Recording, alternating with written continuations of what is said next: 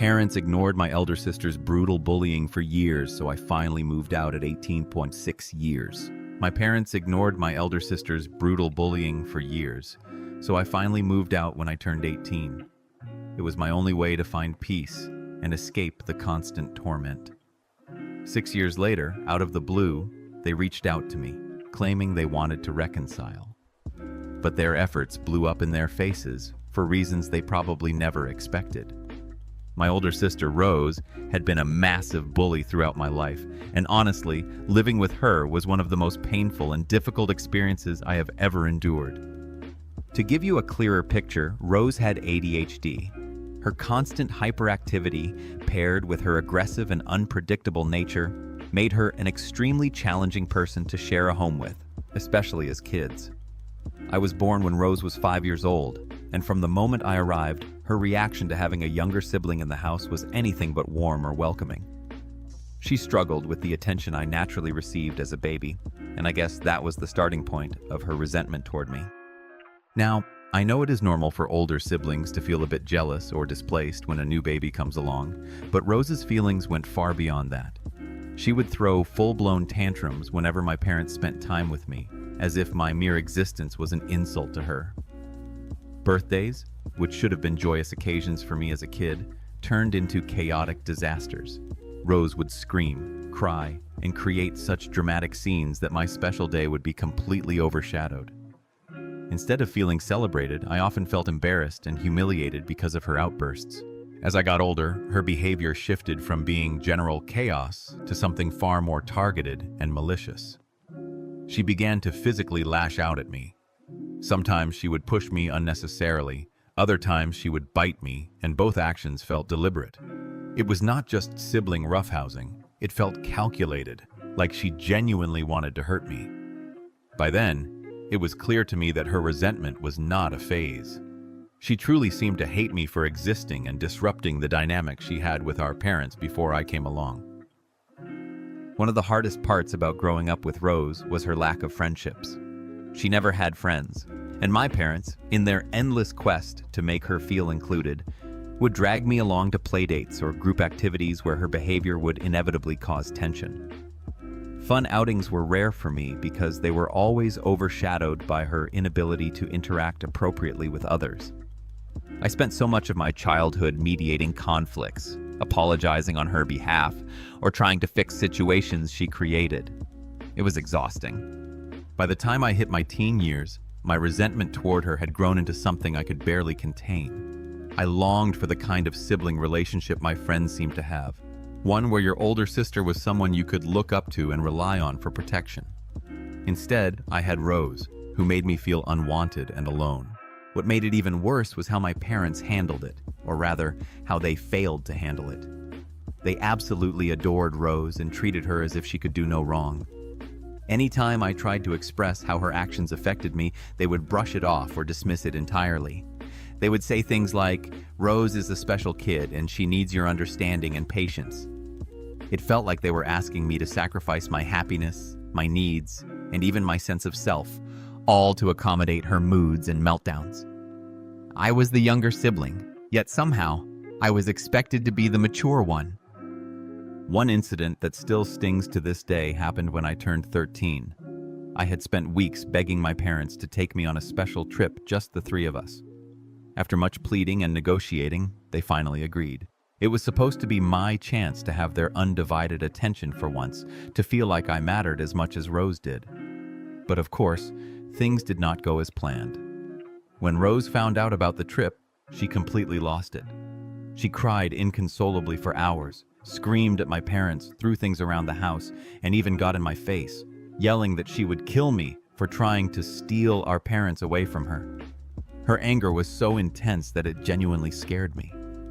My parents, instead of standing up for me or enforcing the boundaries they had set, caved under the pressure. They came to me, pleading with me to let Rose come along. They claimed it was the only way to calm her down and avoid further chaos. I tried to resist.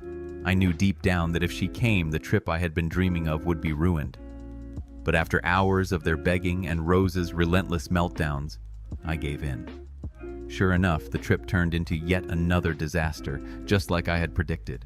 But with Rose raging uncontrollably and my parents' desperate attempt to calm her down, I felt I had no choice but to give in. Once again, her behavior dictated the outcome, and I was left to accommodate her needs like I always had to. It was as if her tantrums were an unstoppable force, and no matter how much I wanted to stand my ground, the weight of her emotional outbursts and my parents' pleading eyes pushed me into compliance. As I feared, bringing Rose along turned the trip into another disaster. From the moment we arrived at Disneyland, things started going south. While I was brimming with excitement, hoping for the magical experience I had dreamed of for weeks, Rose refused to enjoy anything the way other kids seemed to. She flat out refused to get on any of the rides, no matter how much coaxing or gentle persuasion my parents tried. Instead, she clung to my mother like her life depended on it, refusing to let go even for a moment. Every ride we passed, every line we stood in, was met with her loud protests and complaints. She constantly moaned about the crowds, claiming they were too overwhelming, and declared over and over again how much she hated everything about the place. Her screams and cries quickly became the center of attention, and not in a good way.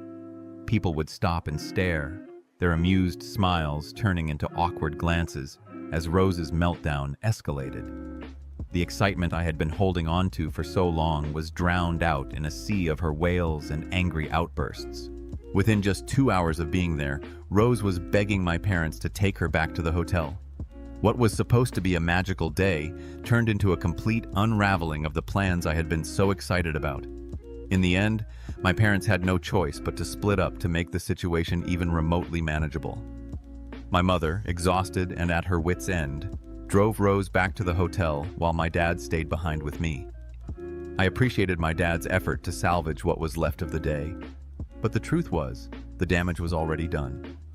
Instead of the joyful and carefree celebration I had imagined, my birthday became yet another chapter in the saga of Rose's tantrums taking precedence over everything else.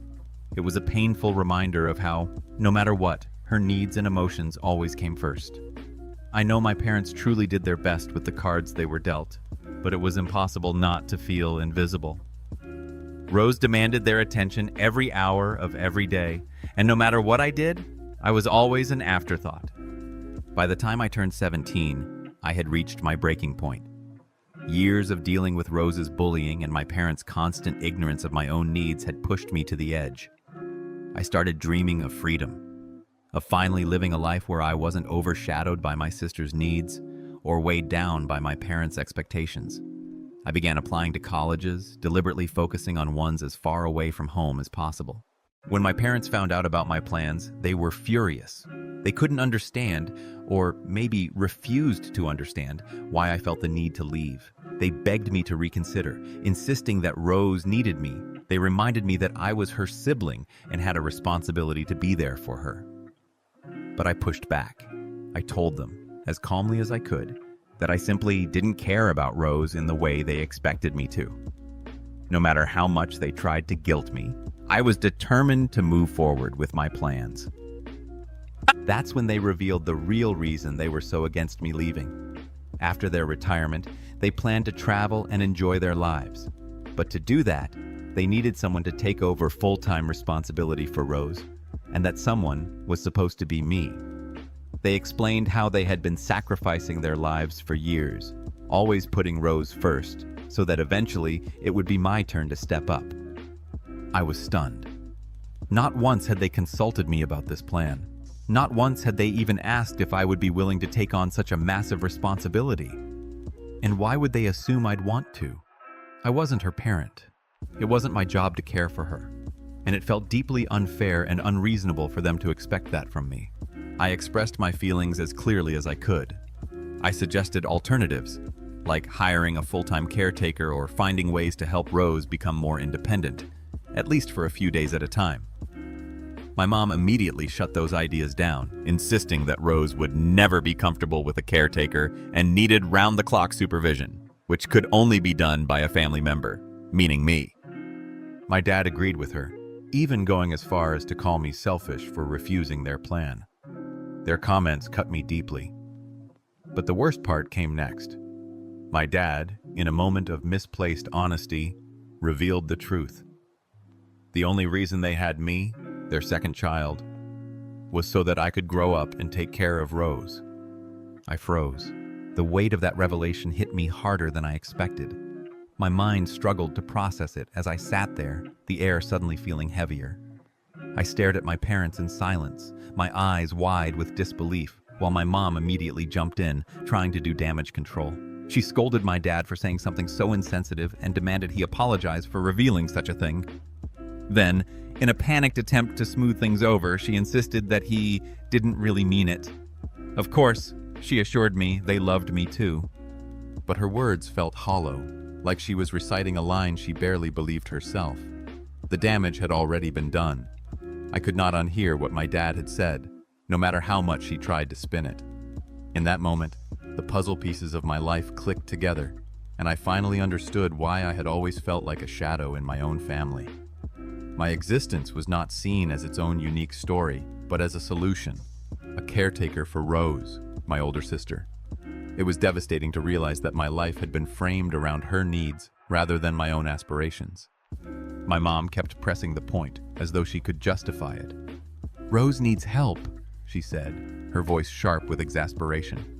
"And as part of this family, you have a duty to her. We all do." She then pivoted, trying to convince me that my plans for the future were impractical anyway. "Going to college far away is a waste of time and money," she argued. "You'll save so much by staying here. You won't have to pay for rent or food if you just live at home." I wanted to scream. I understood that Rose had her struggles. I wasn't heartless. But did that mean I had to sacrifice my future entirely? Did I have to forfeit my dreams simply because she existed? The thought suffocated me, crushing my spirit under a mountain of guilt and expectations. But I knew arguing would be pointless. My parents were unyielding, and no amount of reasoning would change their minds. Instead, I turned inward, quietly solidifying my resolve. If they refused to support me, I would do it alone. I poured all my energy into my college applications, ignoring their pleas and guilt trips.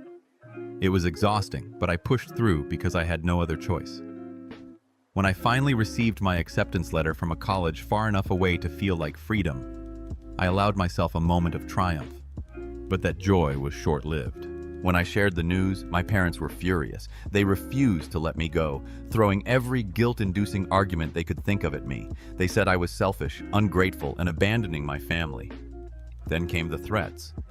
They would cut me off financially, they warned, leaving me entirely on my own if I dared to leave. It was terrifying, but their reaction only strengthened my determination. Desperate, I turned to my grandparents for help. I called them in tears, explaining the situation and begging for their support.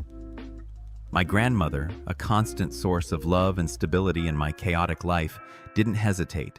She showed up the very next day, helping me pack my things and gather all the necessary documents. She and my grandfather offered me a place to stay until it was time to leave for college.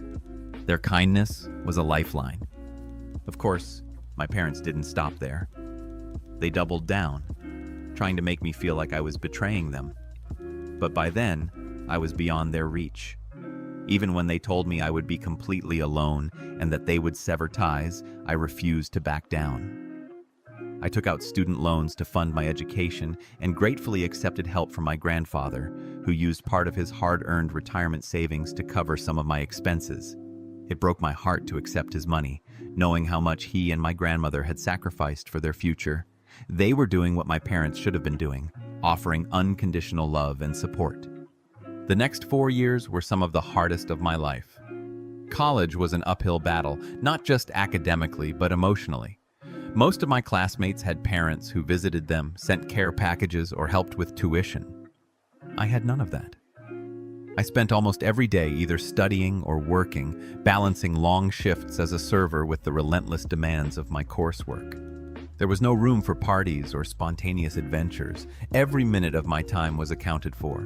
Through it all, my parents remained silent. They never called, never texted, never reached out to see if I was okay.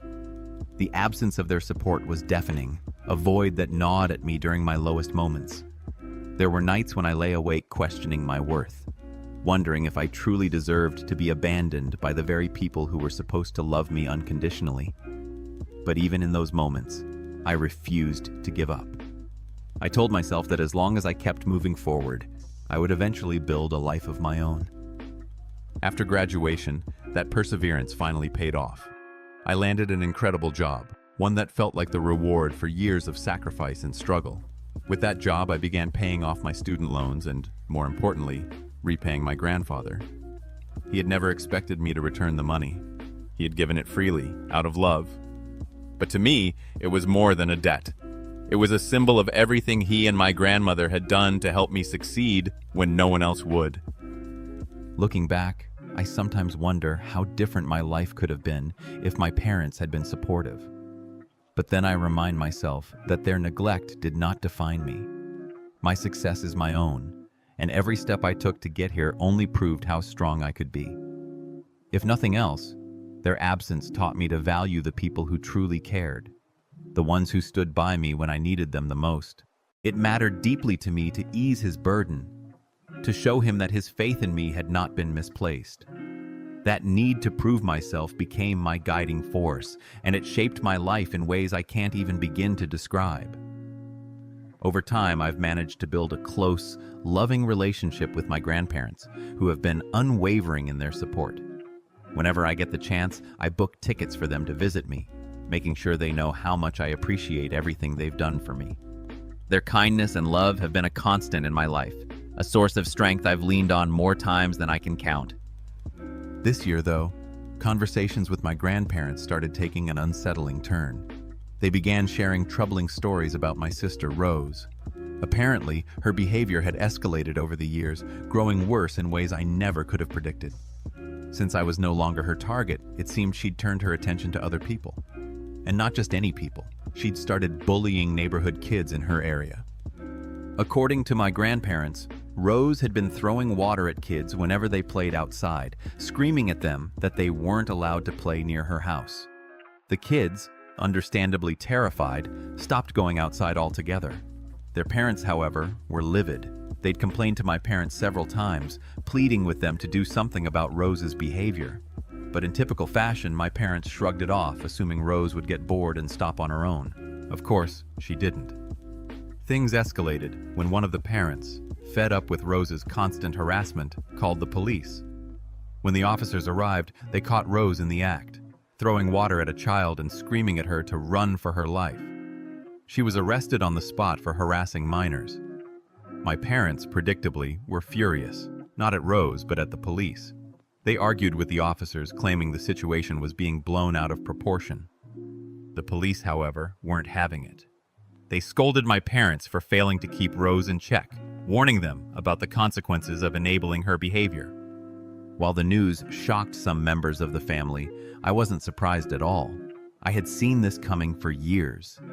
My parents' refusal to hold Rose accountable had only fueled her sense of entitlement and disregard for others. It was inevitable that things would come to this point. Still, hearing about Rose being arrested felt surreal, a stark reminder of just how far things had spiraled. My parents bailed her out, but now she's facing an upcoming court case. And here's where things took an unexpected turn. This week, after 6 years of complete silence, my parents called me. Seeing their number pop up on my phone was surreal, like a ghost from a past life suddenly reappearing.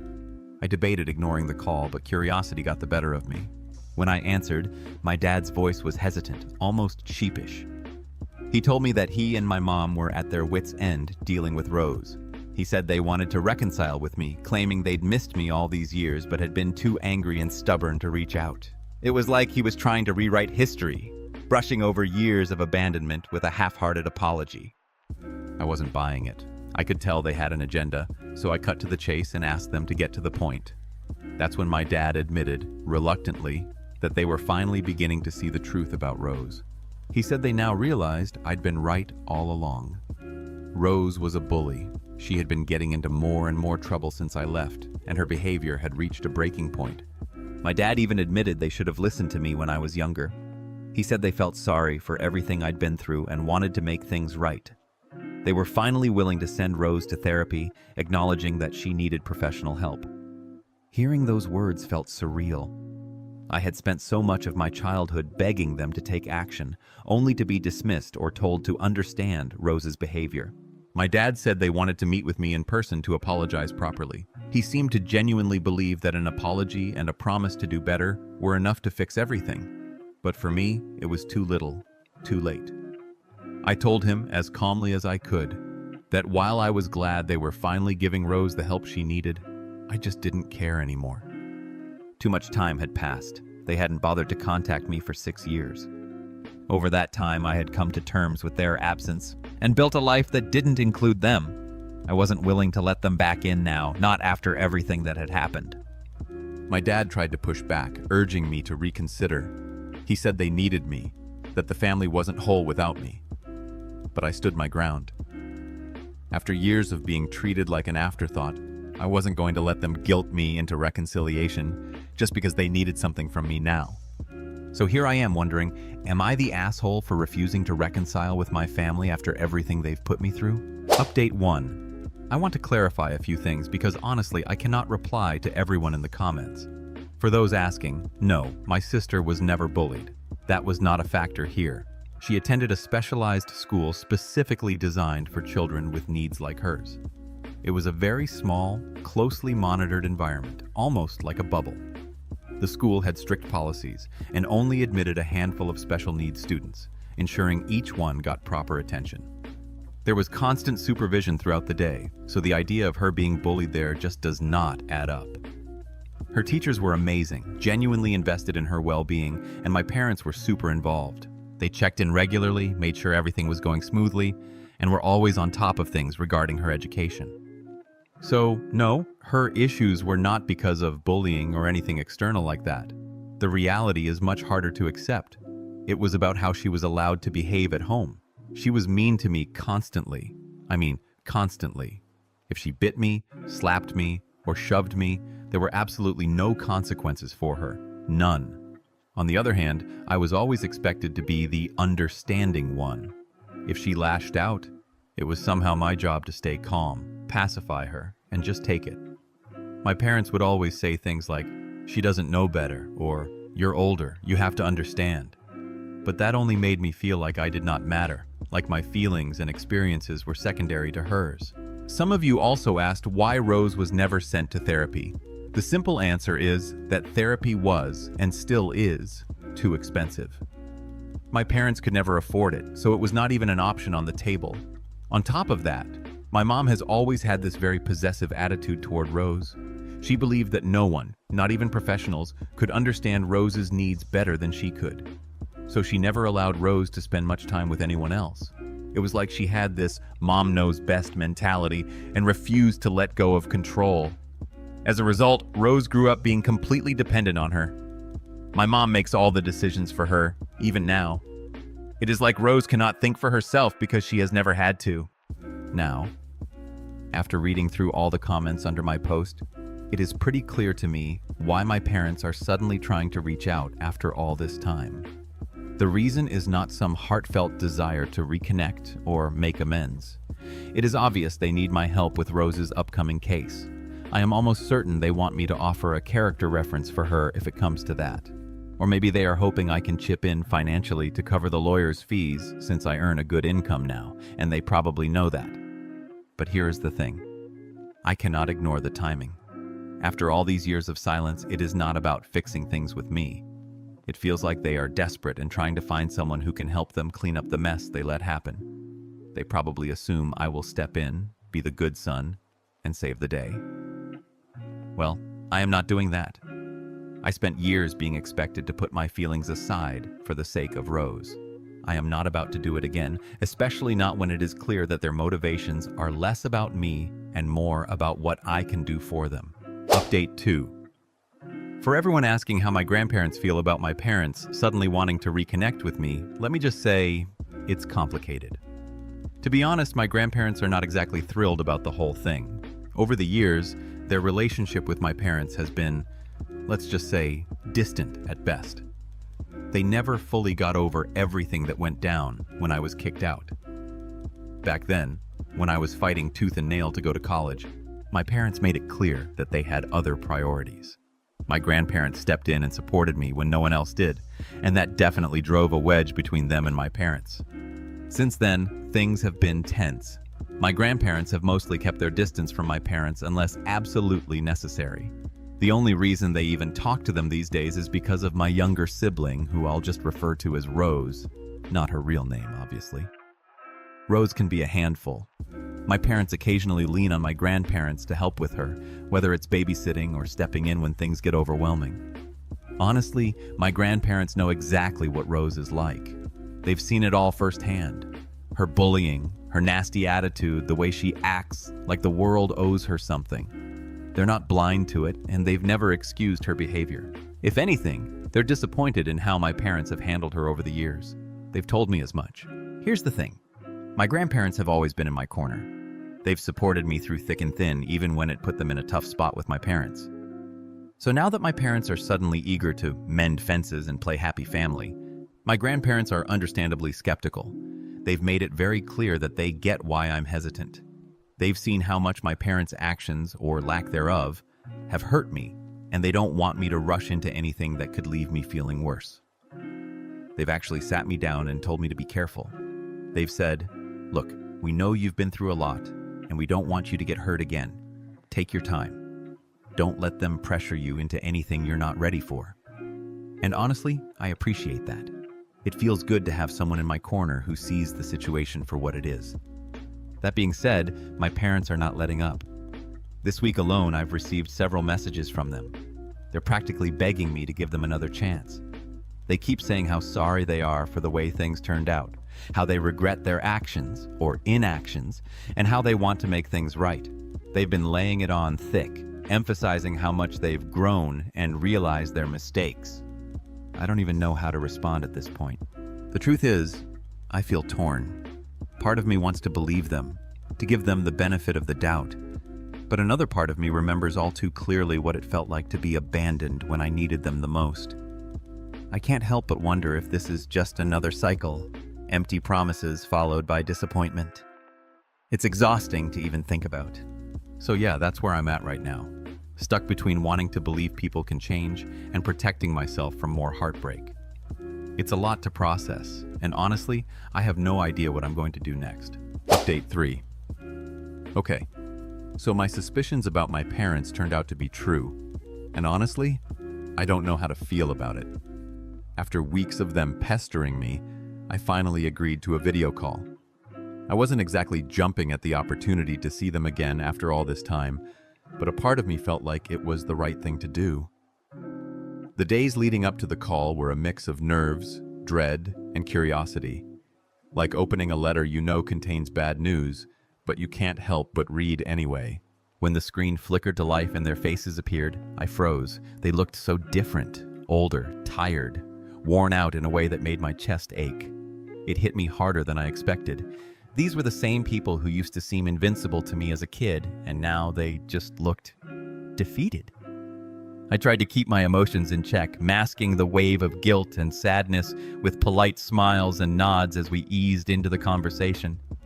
We started with the usual small talk, how they've been, what's new in their lives, the kind of surface-level chit-chat that felt almost absurd given the years of distance between us. I told them a bit about my work and updated them on the family, filling in the gaps about my grandparents. For a brief moment, it felt oddly normal, like we were a family again, like no time had passed. But then came the apologies. My parents apologized, again. They said they regretted how distant they had been and how they wished they could have done things differently. They sounded almost desperate, like they were clinging to some hope that I could forgive them. And then they dropped the bombshell, the reason they had been so insistent about reconnecting. They needed money.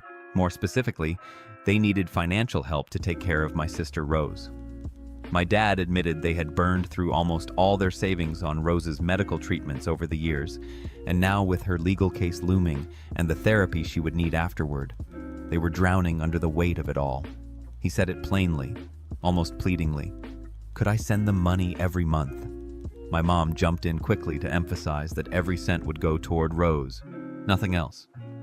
I felt my stomach churn. My hands clenched in my lap as I tried to process what I was hearing. They wanted me to save her, the same person who had made my childhood a living nightmare. I couldn't hold it in anymore. Do you seriously think I'd send my hard-earned money to help Rose? My voice was trembling, frustration boiling to the surface. After everything she's done to me? She bullied me for years. She ruined every single birthday I ever had. She made me feel like I didn't belong in my own home. And now you expect me to just forget all of that and help her? The words poured out of me, years of bottled-up anger and hurt spilling over. I reminded them of how they had failed to protect me from Rose, how they had always expected me to just endure her cruelty and keep quiet. They never stepped in when she crossed the line. Instead, they brushed it off, told me to be patient with her because of her ADHD, as if that excused everything. I told them flat out, Rose's ADHD didn't mean she shouldn't be held accountable for her actions. It didn't give her a free pass to treat me the way she did. And now, as an adult, she was facing the consequences of years of unchecked behavior, getting arrested for harassing kids, no less. And somehow, they still wanted me to step in and save her, as if I wasn't her first victim. My dad tried to argue, his voice trembling with emotion, but I cut him off. If you had gotten her the help she needed when she was younger, maybe things wouldn't have turned out like this. Maybe she wouldn't have turned into someone who hurt everyone around her. I wasn't done. And where were you when I needed you? When I was away at college, struggling on my own, did you ever check in on me? No. But now that you need something, suddenly you're here, acting like the concerned parents? The silence on the other end of the call was deafening. My mom finally spoke, her voice softer now, almost pleading. She said they couldn't change the past, but they wanted to try to make things right moving forward. They didn't want to lose me, even if I couldn't help financially. She admitted they had made mistakes and said they just wanted to rebuild our relationship, no matter how long it took. I didn't know what to say. On one hand, I wanted to believe them. I wanted to believe that they genuinely wanted to reconnect, that this wasn't just about money. But on the other hand, the pain was still there, raw and unrelenting. I told them I needed time to think. As I ended the call, I felt a mix of emotions, anger, sadness, and maybe even a flicker of hope. But mostly, I just felt exhausted. Exhausted from carrying the weight of the past, from having to confront it all over again, and from the realization that some wounds don't heal as easily as we'd like to believe. Update 4. Sorry for the delay. It's been over a month since my last update, and things have been complicated, to say the least. To start with, my sister Rose has been ordered by the court to attend mandatory counseling. I suppose it is a step in the right direction, though I have my doubts about how effective it will be. Knowing her, I wonder if she'll take it seriously or just go through the motions to check off a box. Still, it's something, and I'm trying to take that as a positive sign. As for my parents, they ended up having to pay a hefty fine because of what Rose did to harass those kids. Honestly, when the whole mess blew up, I expected my sister's punishment to be much harsher. I thought there might be some kind of jail time, or at least more serious consequences, but I guess the judge decided to show her some leniency since this was her first official offense. Not that I think it was warranted. What she did was vile and inexcusable. But the system is what it is. Maybe they're hoping the counseling will help her turn a corner. I guess we'll see. On top of that, some of the parents of the kids Rose harassed have taken out restraining orders against her. This means she's now legally required to stay far, far away from all their children. If she violates those orders, she'll be arrested immediately. The thought of her being forced to face real consequences for her actions is oddly satisfying. It's a small relief to know that those families now have some protection, even if it feels like too little too late. Now, when it comes to my parents, things have been civil, I guess. Since the day I made it clear that I would not be offering them any financial help, they haven't brought up the subject again. Not once. It's almost surreal. I half expected them to try to guilt-trip me or manipulate me like they used to, but instead, our conversations have been limited to small, trivial things. It's a strange dynamic. We talk, but only about surface-level topics, like the weather or what they've been watching on TV. It feels like they're tiptoeing around me, and maybe they are. Maybe they realize that if they push too hard, they'll lose what little connection we have left. As much as I appreciate their effort to keep things peaceful, I'm not ready to dive back into a full-on relationship with my family. That bridge was burned a long time ago, and even if they're trying to rebuild it, I don't think I'm ready to cross it, especially not with Rose. Honestly, I don't think I'll ever forgive her, no matter how much time passes or how much therapy she goes through. The things she did to me, the years of bullying, the constant torment, the way she made my life a living hell, aren't things that can just be swept under the rug. Those scars run too deep. I hope the counseling forces her to face what she's done, to really hold herself accountable for her actions. But if I'm being completely honest, I'm not holding my breath. Change like that doesn't happen overnight, and with someone like Rose, I'm not even sure it'll happen at all. Only time will tell. For now, I'm focusing on myself and trying to move forward, even if my family is stuck in the past.